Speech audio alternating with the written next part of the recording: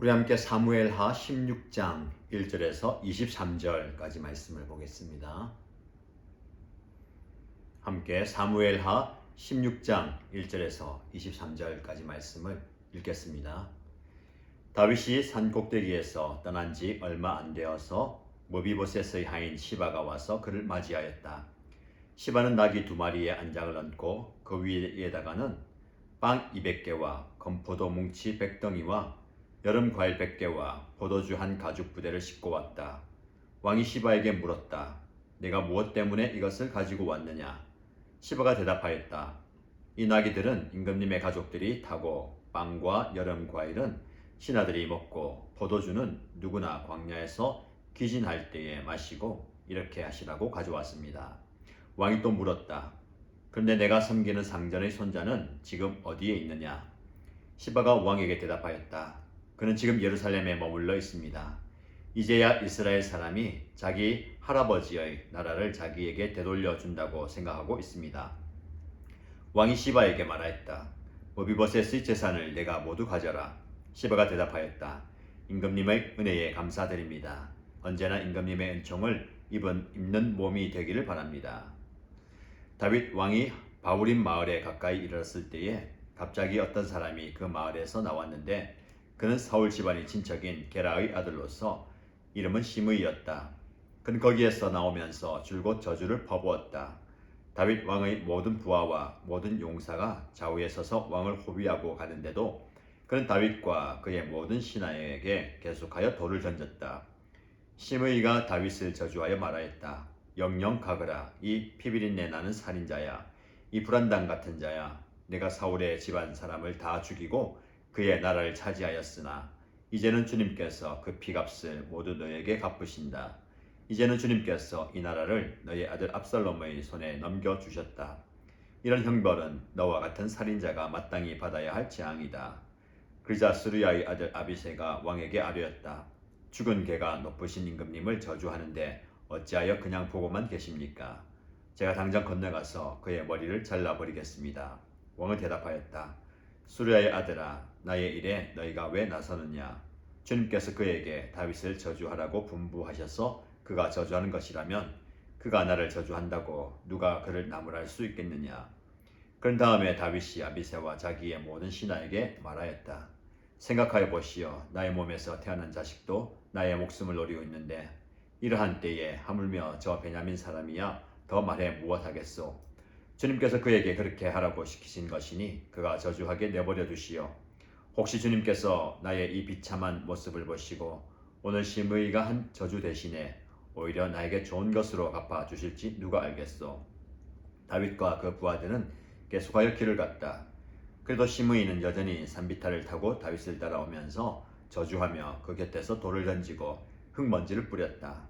왕과 그를 따르는 온 백성이 요단강에 이르렀을 때에 그들은 매우 지쳤으므로 거기에서 쉬면서 기운을 되찾았다.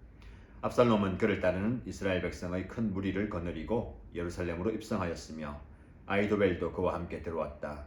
그때 다윗의 친구인 아렉 사람 후세가 압살롬을 찾아와서 압살롬을 보고 임금님 만세, 임금님 만세 하고 외쳤다. 그자 압살롬이 후세에게 물었다. 이것이 친구를 대하는 그대의 우정이요? 어찌하여 그대의 친구를 따라서 떠나지 않았소? 후세가 압살롬에게 대답하였다. 그렇지 않습니다. 오히려 저는 주님께서 뽑으시고 이 백성과 온 이스라엘 사람이 뽑아 세운 분의 편이 되어서 그분과 함께 지낼 작정입니다. 제가 다른 누구를 또 섬길 수 있겠습니까? 당연히 부왕의 아드님을 섬겨야 하지 않겠습니까? 그러므로 제가 전에 부왕을 섬긴 것과 같이 이제는 임금님을 섬기겠습니다. 압살롬이 아히도벨에게 물었다. 이제 우리가 무슨 일부터 해야 될지 의견들을 내어보시오. 아히도벨이 압살롬에게 말하였다. 부왕이 왕궁을 지키라고 남겨둔 후궁들과 동침하십시오. 이렇게 임금님께서 부왕에게 미움받을 일을 하였다는 소문을 온 이스라엘이 들으면 임금님을 따르는 모든 사람이 더욱 힘을 낼 것입니다. 그리하여 사람들이 옥상 위에 압살롬이 들어갈 장막을 차려주니 온 이스라엘이 보는 앞에서 압살롬이 자기 아버지의 후궁들과 동침하였다. 사람들은 아히도벨이 베푸는 모략은 무엇이든지 마치 하나님께 여쭈어서 받은 말씀과 꼭 같이 여겼다. 다윗도 그러하였지만 압살롬도 그러하였다. 아멘.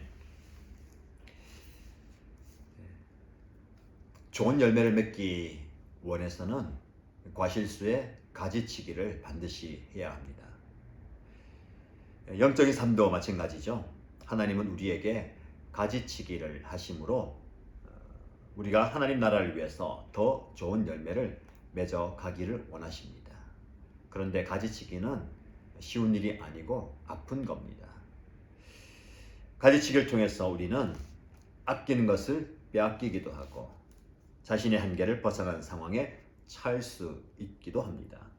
모든 고통은 우리에게 반드시 필요한 과정입니다. 우리는 이런 가지치기를 통해서 하나님 앞에 그리고 사람 앞에 겸손해질 수가 있습니다. 다윗이 그랬죠. 하나님 보시기에 매우 훌륭한 종이었지만 그는 길고 험난한 가지치기의 과정을 겪어야 했습니다. 생명의 위협을 받으면서 광야에서 오랫동안 정처 없이 떠돌았습니다. 때로는 심각한 죄를 저질렀습니다.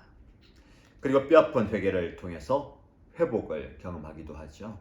그러나 그 죄의 결과로 어린 아들을 잃어버립니다.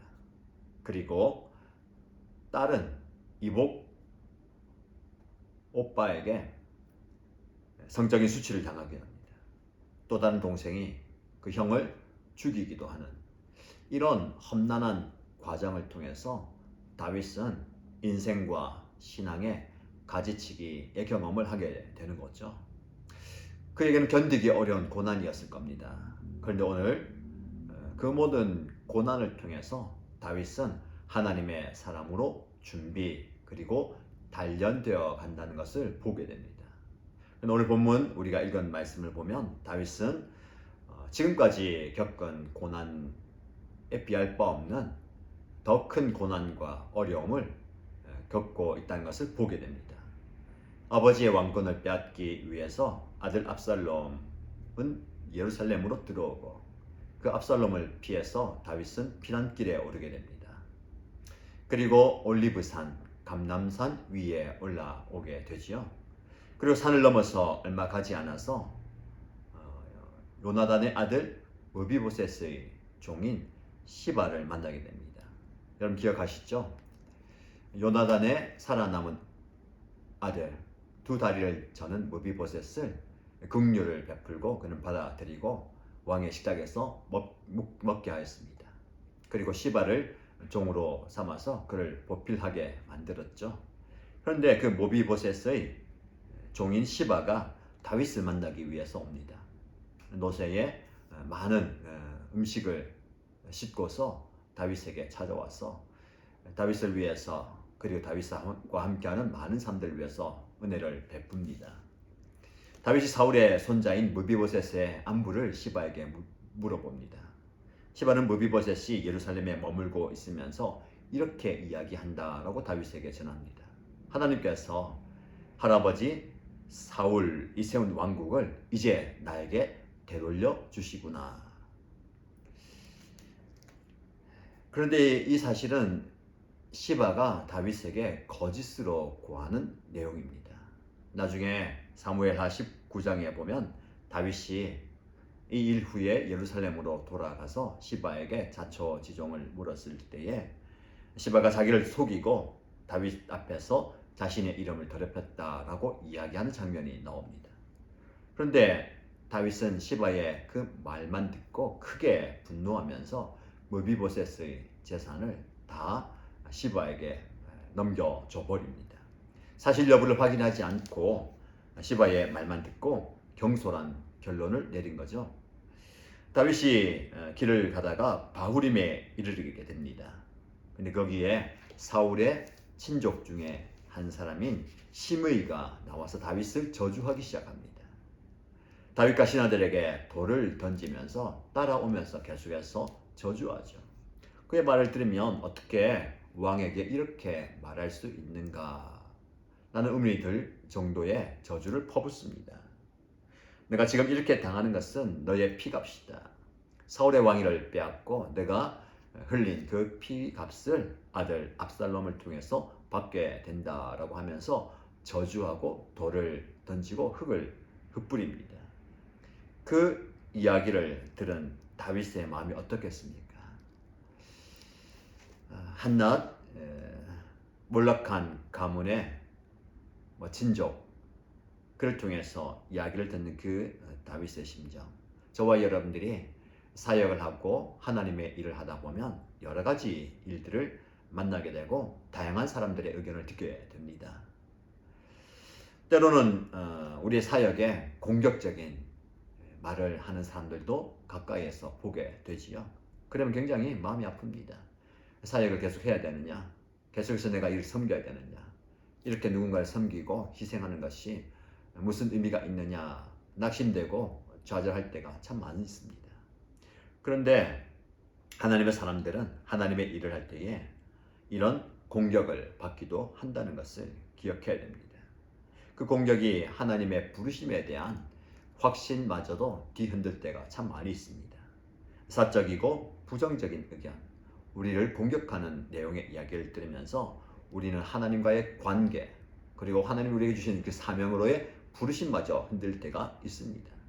시므이는 깊이 들어가서 살펴보면 다윗을 향한 그의 소명 자체를 부인합니다. 하나님께서 다윗을 세운 것이 아니다. 다윗이 하나님으로부터 부름받은 사실 자체를 의심하게 만듭니다.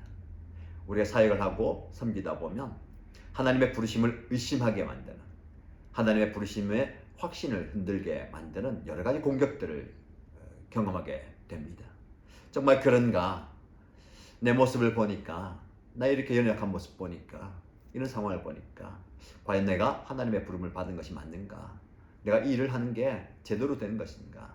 내가 감당해야 할 일이 아닌 것 아닌가라는 생각을 하게 됩니다. 여러분, 이런 시므이와 같은 적들을 만날 때에 두려워하지 마시고 그들의 저주와 거짓말에 마음이 흔들리지 마시기 바랍니다. 그럴 때일수록 우리는 하나님을 향한 신뢰와 하나님을 향해서 용기를 가지고 주어진 사명을 잘 감당해야 됩니다. 그래서 마음 깊은 곳에 있는 하나님의 부르심, 그 사명에 대한 확신을 여러분들 놓지 마시고 잃어버리지 마시기 바랍니다. 시므이의 저주와 공격, 그의 이야기를 참을 수 없었던 다윗의 신하 아비새가 다윗에게 나와서 얘기하죠. 이 죽은 개가 어찌 저렇게 막말을 하게 두십니까? 당장 제가 건너가서 그의 목을 치겠습니다. 다윗은 아비새의 말을 가로막으면서 그렇게 하지 말라고 하죠. 다윗의 말이 참 귀합니다. 그가 저렇게 저주하고 나에게 몹쓸 말을 하는 것이 하나님께서 허락해 주셨다면 누가 그걸 막을 수 있겠는가? 여러분, 이 다윗의 대답에 우리는 큰 깨달음을 얻게 됩니다. 다윗은 어떤 수를 써서라도 자신을 방어하고 변호하지 않습니다. 그럼 모든 것을 하나님께 맡기고 적절한 때를 기다립니다. 참 다윗은 이런 충직하고 하나님을 향해 신실한 믿음이 있었던 것 같습니다. 사실 이런 다윗의 모습이 우리 안에 있어야 되지만 우리는 참 그렇게 하기 어렵습니다. 작은 배신, 배반에도 마음 상해하고 누군가의 작은 공격에도 우리는 발을 떨면서 어떻게 하면 나를 변호해 볼까, 그렇게 할 때가 참 많이 있지 않습니까? 다윗은 오히려 마음을 열고 하나님께서 시므이를 통해서 주시는 모든 메시지를 듣고자 합니다. 여러분, 어떻게 보면 그가 막말을 하는 것 아닙니까? 저주하는 말이고 듣지 않아야 할 말. 오히려 무슨 방법을 강구해서 저 말을 못하게 막아야 되는데 다윗은 그 상황을 통해서 하나님의 마음에 귀를 기울입니다. 비록 그는 악인이지만, 그를 저주하지만 그를 통해서도 하나님은 나에게 깨달음을 주신다라는 것을 고백하는 거죠. 여러분, 다윗은 하나님께서 적들의 저주를 통해서도 자신을 가르치고 깨우치고 깨닫게 하신, 그리고 가야 할 길로 인도하신다라는 믿음이 있었습니다. 저와 여러분에게 이런 믿음이 있어야 되겠습니다. 하나님 항상 우리에게 좋은 것을 주시지만 때로는 고난과 아픔과 우리의 대적들을 통해서 우리를 저주하고 공격하고 우리를 넘어뜨리려 하는 그 상황과 누군가의 말과 공격을 통해서도 우리는 하나님의 마음을 알 수 있고 우리 자신을 바로 볼 수가 있는 겁니다. 여러분 어떤 상황 가운데 있습니까? 억울한 일 당하십니까? 누군가의 몹쓸 말을 듣고 마음이 아프십니까? 물론 그 상황을 위해서 기도하시고 이 상황에서 빨리 벗어나기를 간구해야 될 겁니다. 그러나 무엇보다도 그 상황 속에서도 하나님의 뜻을 깨닫고 나 자신을 돌아보고 나를 하나님 앞에 바로 세우는 그런 계기와 기회로 삼으시길 바랍니다.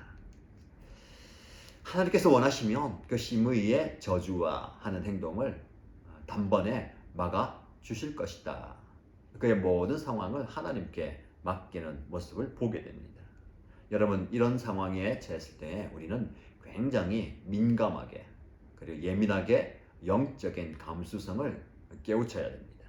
하나님은 우리를 증오하는 사람을 통해서도 우리를 저주하는 사람을 통해서도 우리를 공격하는 사람을 통해서도 하나님의 뜻을 이루어 가실 수 있습니다. 예수님을 보십시오. 예수님을 저주하고 예수님을 죽음에 이르게 만드는 그를 배신하고 배반하는 그 사람들을 통하여서 하나님은 놀라운 일들을 이루어 가셨습니다. 예수 그리스도를 조롱하는 사람들의 저주, 그들의 핍박과 공격을 통해서 우리를 구원하는 그들이 예수 그리스도의 구원 사역을 돕는 역할을 하게 하셨다라는 거죠. 적들이 여러분들을 절망에 빠뜨릴 때마다 대적들이 여러분들을 참수하고 공격할 때마다 그 시간도 하나님은 유용하게 귀하게 사용하신다라는 것을 기억하시기 바랍니다. 이 사실을 꼭 잊지 마십시오. 결국 하나님께서는 이 모든 과정을 통해서 광야의 여정을 통과하는 다윗과 그와 함께하는 동력자들에게 참된 안식을 주실 겁니다. 그때까지 우리도 이 여정 가운데 포기하지 않고 모든 것들을 통하여 하나님의 뜻을 깨닫고 나 자신을 돌아보는 귀한 시간이 되면 좋겠습니다. 다윗의 여정을 보면 우리의 인생과 다를 바가 없습니다.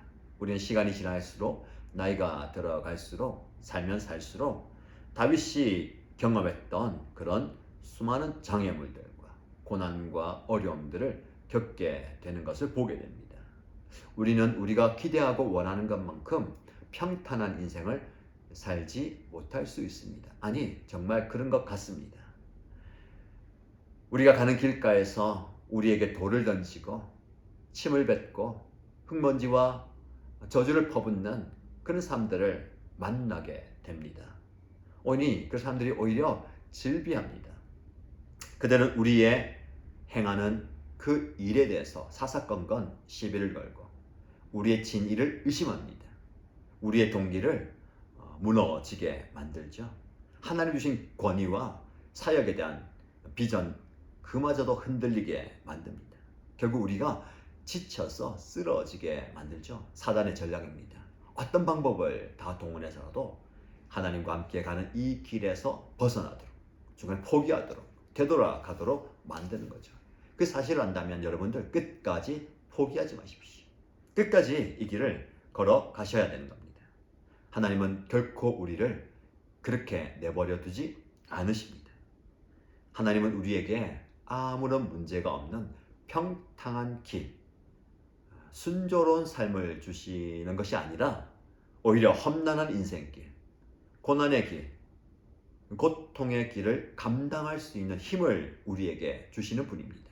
여러분, 하나님께 그 능력을 구하시고 그 능력을 공급받아서 여러분이 걸어가는 그 광야의 길을 잘 걸어가게 되기를 축복합니다. 그리고 하나님은 그 길을 잘 걸어간 하나님의 백성들에게 안식과 회복의 장을 열어주시는 겁니다. 그래서 여러분, 계속해서 따라오며 괴롭히는 심의의 저주와 방해를 두려워하지 마십시오. 그것은 오히려 저와 여러분들을 강하게 하고 오히려 적극적으로 하나님의 은혜를 구하고 하나님의 능력을 경험할 수 있는 하나님의 도구라는 것을 기억하십시오. 다윗의 절망은 심의의 저주로 끝나지 않습니다. 다윗의 아들 압살롬은 예루살렘에 들어오죠. 그리고 거처를 정했습니다. 이전에 다윗의 조언자였던 아히도벨은 압살롬 곁에서 그를 돕고 있습니다. 한편 본문의 말씀 보면 다윗의 친구이자 조언자인 후세가 다윗이 부탁한 대로 압살롬을 찾아갑니다. 임금님 만세 하면서 그에게 신임을 구하죠. 압살롬은 처음에는 그의 진위를 의심하다가 그의 이야기를 듣고 그의 좋은 자로 받아들입니다. 결국은 다윗이 기도한 것처럼 이 후세를 통해서 하나님의 놀라운 일들을 이루어 가시는 거죠. 예루살렘에 자리 잡은 압살롬은 다윗의 전 조언자였고 지금 현 자신의 조언자인 아히도벨에게 이제 무엇을 할지를 물을 때에 아히도벨은 다소 충격적이면서 치밀한 계획을 그에게 알려줍니다. 압살롬에게 아버지 다윗이 왕궁에 남겨준 후궁들과 잠자리를 같이 하라는 겁니다. 여러분, 이것은 명백하게 율법을 어기는 것이고 패륜적인 행동입니다. 아버지를 향한 압살롬의 증오를 행동으로 드러내는 것이죠. 그런데 아히도벨은 압살롬에게 그것을 행동하라 합니다. 우리 적극적으로 옥상에서 전 백성들이 보이는 그렇게 하라는 것이죠.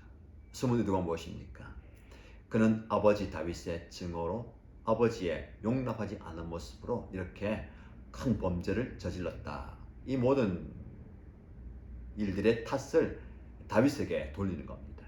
그래서 압살롬이 이 모든 일을 하는 것에 대해서 긍정적으로 받아들이고 오히려 그 모든 악행을 다윗의 탓으로 돌리고자 하는 겁니다. 이런 숨은 의도가 있었던 것이죠.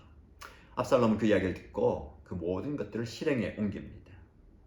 모든 사람들이 볼 수 있도록 옥상에 천막을 치고 그곳에서 다윗 아버지의 후궁들과 잠자리를 같이 하는 거죠. 다윗을 향한 아버지를 향한 증오와 복수심, 그것이 현실로 행동으로 드러나는 겁니다. 이미 나단은 다윗이 밧세바와 동침한 사건에 대해서 예언하면서 이 내용을 예언했죠. 이 예언이 현실에 이루어지는 겁니다. 역설적이게도 압살롬은 다윗이 밧세바를 훔쳐본 그 옥상에서 다시 다윗의 후궁들과 동침함으로 다윗을 크게 모욕하는 겁니다. 우리가 치러야 할 죄의 결과가 바로 이렇다라는 것을 반드시 기억해야 됩니다. 죄의 결과가 이렇게 비참하고 한 가정과 가문과 나라에 엄청난 비극을 맞이하게 되는 것이죠. 여러분, 오늘 말씀을 통해서 두 가지를 기억하십시다.